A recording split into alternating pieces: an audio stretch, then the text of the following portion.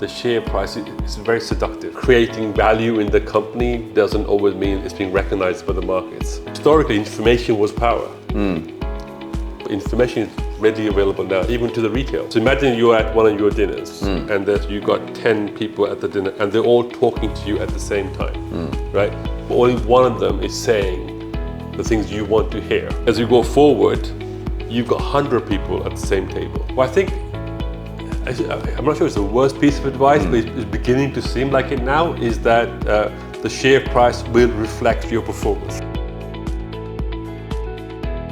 So I don't know if I've asked you this before, when did you first, because you previously worked for companies owned by private equity. Yeah. When did you start working in public markets? Was that with hVIVO? This is the first one. So it's 4.5 years ago. Yeah. Yeah, it's not that long, to be honest. Working for a small company, you do learn a lot in a very short time frame, the good and bad. And we've had, upgrades, downgrades, and so on, acquisitions. So we've done a lot of different activities over that short period. So, What would you say are the one or two very quick key differences between running a business owned by private equity versus a business that's in the public markets? I think private equity, you have a single investor, obviously. So imagine a publicly quoted company where you have one institution who owns 100% of the shares. Yeah. That's it. So the level of attention you get, of course, is much greater. And they're very single-minded, the PE guys. They want to generate growth, profit, and cash, right? They typically are very heavily debt-ridden, so they need to make sure they keep up with the payments, but they also have an exit goal. So I like in the fact that it's very transparent.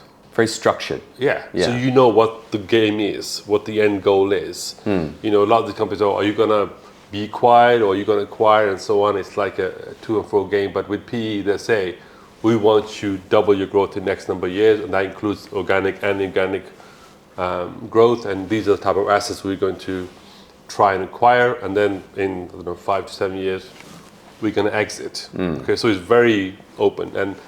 And one big difference, of course, is there's no need for external validation. Yeah. They don't care what anybody else thinks. Yeah. Right, because they're fully in control. So I like that. I like open and honest communication, and I'm a bit of a control freak as well. So the fact that they give you that control, and the guys I had in previous company, they were really, really good because they said what they wanted to do and then went ahead with that kind of strategy. And because they've done it so many times, they can give you a lot of advice about what things have worked and not worked. And the other key difference is most PE guys, they tend to stick with their lanes. More specialized. We had the healthcare, so they know the healthcare space. Yeah. Whereas the investors I talked to today, most of them are not specialists. They're more generalists. And then you throw into that, to bring it back to public markets, one of the, I suppose, most interesting but also most challenging parts of it is that the markets can be quite short-term in that the desired strategy or outcome or focus can change on a whim based on things that are happening around the world or within the sector. Whereas in private equity, what you're describing is you can set a plan for 3 to 5 years and stick to it. Oh yeah, and they do not care about near-term performance. Yeah. As in, if they know that there's some plan not to make a profit in the first 1 or 2 years because they want to reinvest anything you have into M&A and other kind of organic growth. So they have a long-term plan, I think, and that's you're absolutely right. That's a big difference between, when you look at the share price versus looking at 3 to 5 year plan going forward. I think the attention you get from your major investors is an interesting one as well, because if you're owned by private equity, you are their focus. Whereas if you have 3 institutional investors, they might comprise 40% of your float, but to them, you might be 2% of their portfolio. As a small cap, it's typically a lot less than that. Right. Well, right. So I think, and they dip in and out, so they don't always understand the whole story. So you have to go and re-explain it to them again. So I remember the PE firm that owned us. Each one of even the junior associate, had to take a stake in the company. So they couldn't be employed by the PE firm unless they invested their own money into Good model. that fund. So they're all incentivized to make sure that we were a success. So it's a very different way of working. Well, let's flipping back to public markets, last 4.5 years, what has been some of the best bits of advice that you've collected when it comes to running a public company? I think the best one for me, coming from a private company background, was don't follow the share price. Yeah. I think, but I also feel that the share price is very seductive. You do keep an eye on it more than you should, especially at the beginning. I know I'm guilty of that. Looking at the share price and what it was doing, and then after a while, you get a little bit more cynical with it. I think with experience, you realize creating value in the company doesn't always mean it's being recognized by the markets. Yeah. And I think as you get more experience on that side, you begin to learn that yes, you can't manage the share price. So we need to focus on what we can control. That's executing our strategy and delivering on our numbers. And that's it. I think with the share price, it's almost like day to day, whereas we need to focus on what's going to happen in the next 2, 3, 4 years rather than the next 2, 3, 4 weeks. And a lot of the times there are events that are way out of our control that impact the share price. I mean, especially for us as a pharmaceutical supplier, with the FDA changes we've had with Trump and RFK, with the most favored nation pricing and the vaccine sentiment, that's all impacted the share price. And then, the Iran, Middle East war and all these factors way out of your control are also impacting the share price. But for me, I think, that advice was key, but it took me a while to adopt to it. Not having that public market experience, I felt that the share price was what was a measure of success at any given point. And then you realize you can't control that. But what you can control is your strategy and how you execute that. And that's, I think, I've learned that with time. And I think any new CEO, I think would probably have the same issue. I think especially as someone who kind of lacks public market experience. I like that. I mean, it's sort of saying like, it is an important scoreboard, of course. Yeah. But it's not the only scoreboard. No. And if you end up running the business in service of the share price, you can end up running the business for the market rather than the other way around, which is where you get into putting out announcements for the sake of announcements and short-termism, and that might help you in a 3-month period, but no serious long-term business is purely playing the market. So I actually had a conversation with one of our investors about this particular point. There was a key activity we were expected to have done, and I spoke to the one investor who I thought would be kind of most pro it, and I said, I know you would want us to do this, but this is more of a short-term success, not a long-term strategy. And my hope is that you agree that we focus on long-term strategy rather than short-term gains. And to my surprise, they said, you shouldn't look at one investor and build your strategy based on me or any other single investor. You need to look at the company as a whole and see what you can do rather than please one particular investor, which I thought was quite refreshing. I don't think every investor would think that way, no, but that's exactly. good. Yeah. I thought that was, they were a fairly mature institution. So, but to hear that feedback kind of cemented my own outlook in thinking that we have to manage the business and drive that to success. And then hopefully the share price will reflect that value at some point in the future. Well, that's a great clip. I like that. That's good messaging there. And I'm going to jump ahead and link this to something else I wanted to talk about. Earlier in the year, I think in May, hVIVO released the largest contract win in the company's history. But the share price didn't really move at all. This happens a lot on AIM, unfortunately, recently. I think it is because and this might slightly conflict with what you're saying, it'd be good to talk about, the old school model, or what I call the old school model of deliver on what you say you're going to do all the right things, have a good management team, set expectations, meet them, exceed them, and the market will follow, doesn't really work anymore. And not just you guys that are an example of this. What do you think about that? Do you think that's true? Do you think that that's just an outlier? Mm-hmm.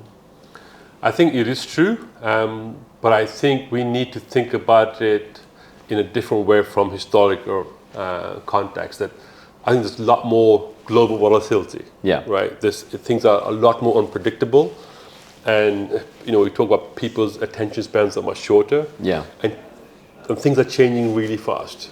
Whatever facets you look at AI. You look at the Middle East war, and you look at how companies are planning to execute the strategy going forward. It's all more short term, right? I think, and that volatility, especially being a small cap company, our influence on that macroeconomics is almost insignificant, right? So we could put out a really good contract, but on the same day, something else happened in the AI industry, we are completely drowned out. Yeah. So I don't, like I said, I think I've been doing this for 4.5 years. I'm a little bit more cynical when it comes to looking at the share price as a reflection of how we are performing at any given time. Yeah. But the hope always, long term, it will be recognized. So we just need to keep delivering consistently. I think that's the key goal. So historically, we have been a lumpy business, right? So one of the key things we've done is we diversified the business through acquisition and organic growth into new areas so that we reduce this lumpiness that we have in the business. And that should drive consistency across the different halves, and then hopefully the market will recognize that. So I think that's our goal. But it's much, much easier to kind of sell your company to potential investors if you're delivering on the numbers. Yeah. And that is the basis of it all. So I look at the share price once a day right now, I think. Yeah. Okay. I used to look at it a lot more. Yeah. Okay. And the share price normally changes for reasons beyond what we are doing as a company. Yeah. Okay. So I don't look at things, why has that gone up? Why has it gone down? It's not because we have announced something or not announced something. It is very variable right now. I mean, that makes sense. One explanation that comes up when we talk about, well, why is this happening on AIM, is that the investor composition has changed. So 10, 15 years ago, a good announcement comes out, sales desks at all the great brokerages meet at 7 o'clock in the morning, they talk about it, and they say, well, fantastic, this is something we can sell, let's pick up the phones and get it out to investors. That doesn't really happen to the same extent that it used to. In its place, most of the flows on AIM are now coming from non-institutional investors or people that aren't using those traditional brokerages. Do you think that part of this is if we do argue that we want to do more in the short term, is that there's a different investor composition and we sort of need to approach people differently? And does that mean focusing more on the non-institutional market, or is that also just too short term? No, I think the institutions have to be part of any solution going forward. I don't think we can run the public markets without their participation. They bring a different facet to the whole market. So, I mean, for me, institutions give you stability. They normally typically are long-term holders.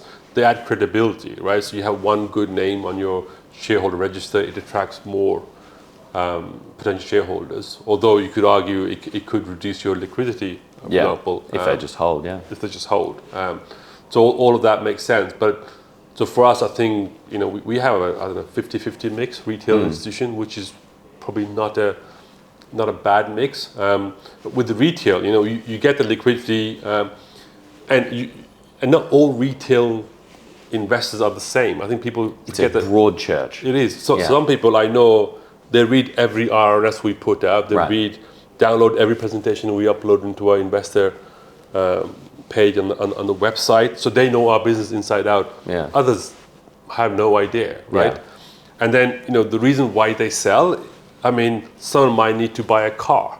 So it's totally irrespective of how the company is doing.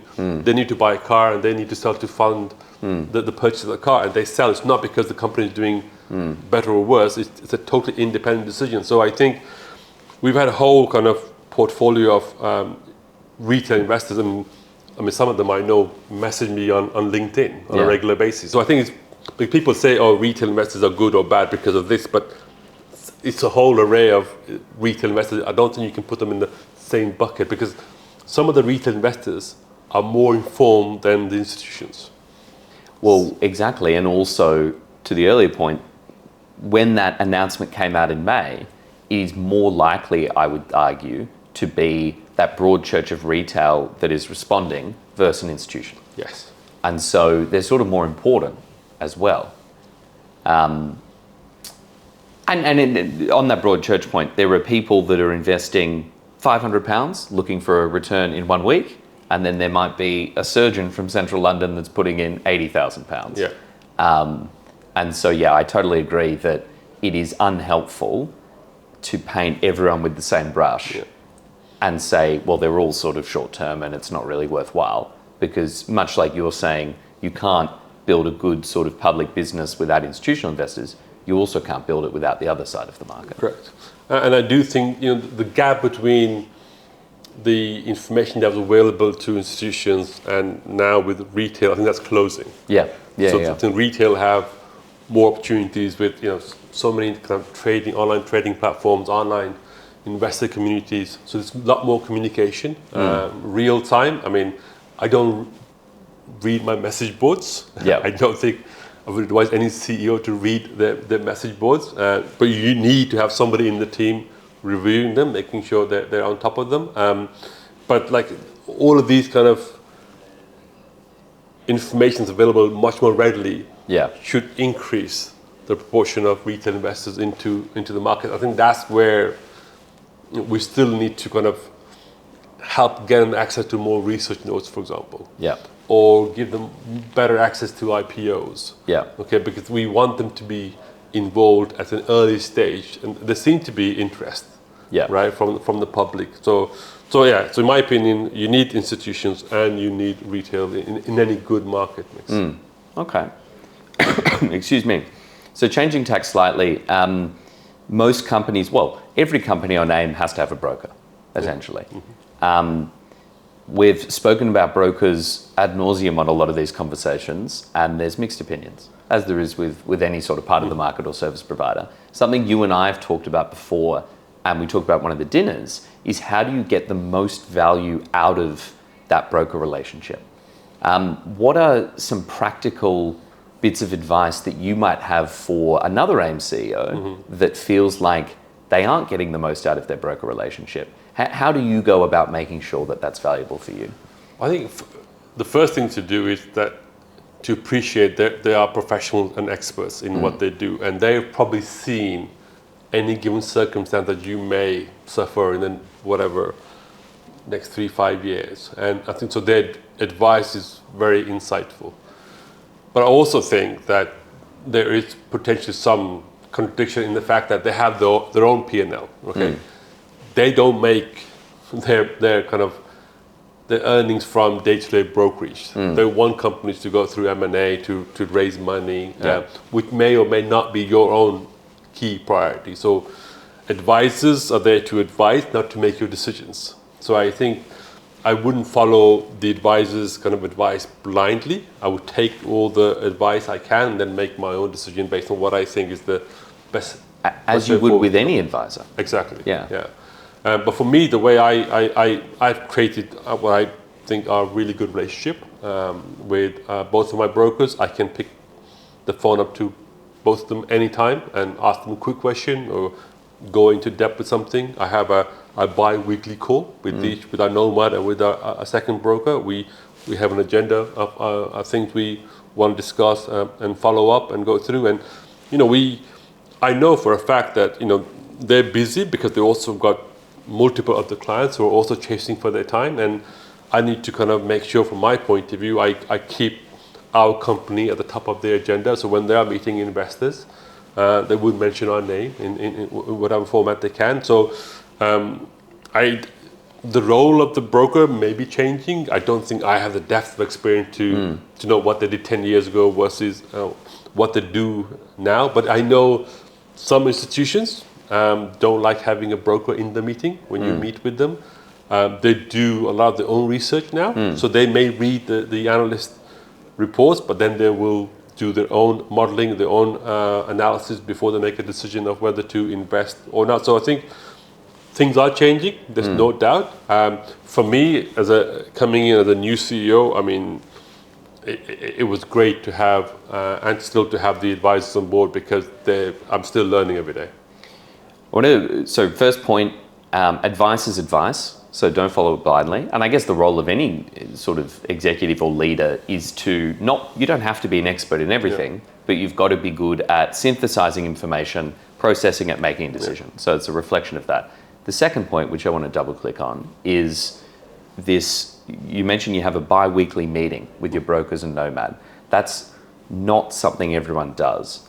And one of the key criticisms that comes up, in our dinner of brokers is sometimes that they're not proactive enough. So it seems like those bi-weekly calls, you're able to, as you would with any sort of meeting you do internally, keep track of actions, follow up on them, make it happen. Did you always do that meeting? And if you didn't, when you started doing it, did you find that you started getting more action out of the brokers? I started doing it straight away. I mean, I consider them one of my key suppliers, effectively. So you have to manage them in a way, and also for me, it was a learning process as well. Not knowing public markets as well as they did, and I was like a sponge, taking their information and their advice. So for me, from day one, that's an interesting almost poll to do, right? To see how often the executive team, CEO, CFO speaks to their brokers. And both the brokers that I have that I speak to bi-weekly, they've never ever said, oh, this is too much. Okay, they've all been very pro talking to us. And I think some brokers I know feel that the management don't give them enough time as well, right? So I think that right balance, I think, is key. So we have an agenda and it changes. So we talk about potential new RNSs, new announcements, any potential board changes, trading updates, CMD. So we have a full agenda of what we go through potential. So for example, I think recently we're talking about top non-holders that we have and how do we kind of market our company to these new institutions. So it's a whole variety of action points that comes from that we then follow on 2 weeks later. I think it's a good point in that with any service provider, whether it's relating to public markets or not, sort of sounds like you're more likely to get value out of them if you make it easy for them to give you value. And they need to know what you're planning to do. Yeah. Right. So you have a responsibility to kind of communicate your own strategy so they can help you along with that. Same with the PR company. Yeah. Exactly the same thing. We have a call every 2 weeks with them. Yeah. To tell them what are the key messaging we want to get out, when we want to get that out, planning future communications, make sure we're consistent across all the different platforms that we have. So for me, it's we're all part of the same team and we're all united in trying to get the best message out for the company. I like it. I started this conversation by asking you what is the best piece of advice you've received. And we can cut this out if you don't want to answer it, but it is a bit of a fun one. What is the worst piece of advice that you have received over the last 4.5 years as it relates to public markets? Feel free to heavily de-identify or keep it vague. Well, I think, I'm not sure it's the worst piece of advice, but it's beginning to seem like it now, is that the share price will reflect your performance. Yeah, fair enough. I think I've been told that, by many people, right, in the public markets. And I hope it's not true that it won't, that it still will reflect, and it's just a matter of timing. But that I was, like I said, at the beginning, when I first joined, I was a little bit obsessed by the share price, and I would look at the share price behavior after an announcement, for example, right? And as you get more experience, you kind of tend to do that less. But for me, I think that's something that has not borne true. But I don't know whether that's a temporary thing or whether that's permanent. We look at this like the small cap investor base right now, and it's not very strong, right? I think there's a lack of research information being available. I don't think the fund managers are as active as they have been historically. They're much more passive and more index linked type of funding, investing ongoing. So, and there is more and more information out there, right? So I think I have this thing where if you think of the way in AI and everything's going is, so imagine you're at one of your dinners and you got 10 people at the dinner and they're all talking to you at the same time, right? But only one of them is saying the things you want to hear, right? So that's the signal to noise ratio, right? So you're trying to get that one person, concentrate on one person who's saying the things that you know are useful, where everyone else is talking about other things. I think as you go forward, you've got 100 people at the same table. And the one person is saying the useful thing. So the signal to noise ratio is reducing. So you're going forward, it's not going to be about information gathering because you will almost have too much information. It's going to be more about judgment. So you're making a call on all the information available. And I think that is the part where I think these small cap fund managers and so on need to make a decision, because they don't even, as you said, they don't even need to go to the brokers to get the information. The information comes through so many different channels right now. They're exposed to so much more that it gets harder and harder for them to make a call. Historically, information was power. But information is readily available now, even to the retail. That's a really interesting heuristic. I like that. And I think you're right. Even with retail, there's so much stuff out there. It's too much. That as a company, it's not just how do you get out information, because that's a table stake. Yeah. It's how do you become signal to the right people, and not how do you capture people's attention, but how do you keep it? Yeah. I like that. That's great. Well, thank you very much for sitting down and talking with me. Thank you for having me on. Thanks, Mo. Appreciate it.